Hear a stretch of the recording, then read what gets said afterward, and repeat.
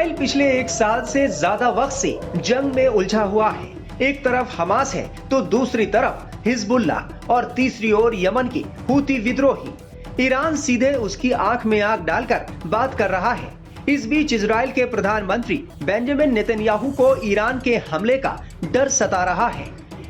Israeli media reports के मुताबिक Netanyahu सुरक्षा अधिकारियों के निर्देश के मुताबिक ज्यादातर वक्त प्रधानमंत्री कार्यालय के बेसमेंट में बने एक मजबूत कमरे में गुजार रहे हैं।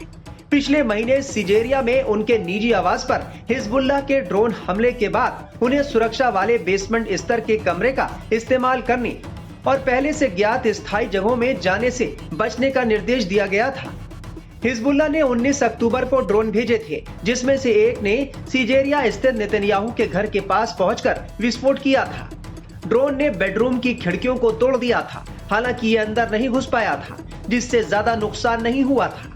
अच्छी बात ये थी कि नेतन्याहू और उनका परिवार हमले के वक्त घर पर नहीं था।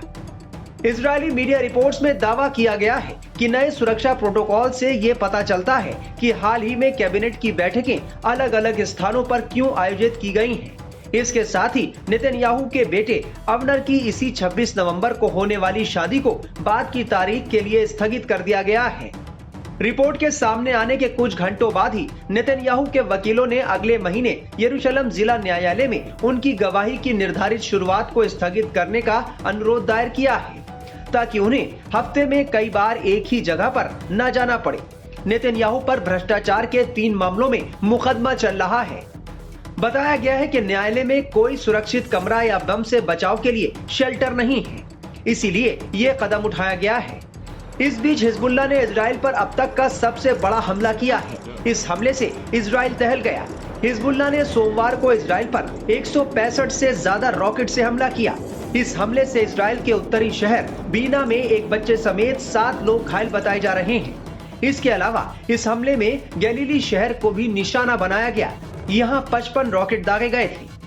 वहीं हिजबुल्लाह ने हाइफा शहर पर 90 रॉकेट दागे। इजरायली डिफेंस फोर्स के मुताबिक हिजबुल्लाह ने पहली बार में हाइफा पर 80 रॉकेट दागे थे। इनमें से ज्यादातर को हवा में ही मार गिराया गया था। वहीं दूसरी बार में 10 रॉकेट दागे गए। हमलों की जिम्मेदारी लेते हुए हिजबुल्लाह ने कहा कि उसने कार्मेल बस्ती में पैरा ट्रूपर्स ब्रिगेड के प्रशिक्षण अड्डे को भी निशाना बनाया है। बता दें कि लेबनान में 17 सितंबर को हिजबुल्लाह मेंबर्स के पेजर में हुए सीरियल ब्लास्ट की जिम्मेदारी इजराइल ने 54 दिन बाद ली है। प्रधानमंत्री नेतन्याहू ने रविवार को माना कि उन्होंने ही इजराइल की सुरक्षा को लेकर हमले की मंजूरी दी थी।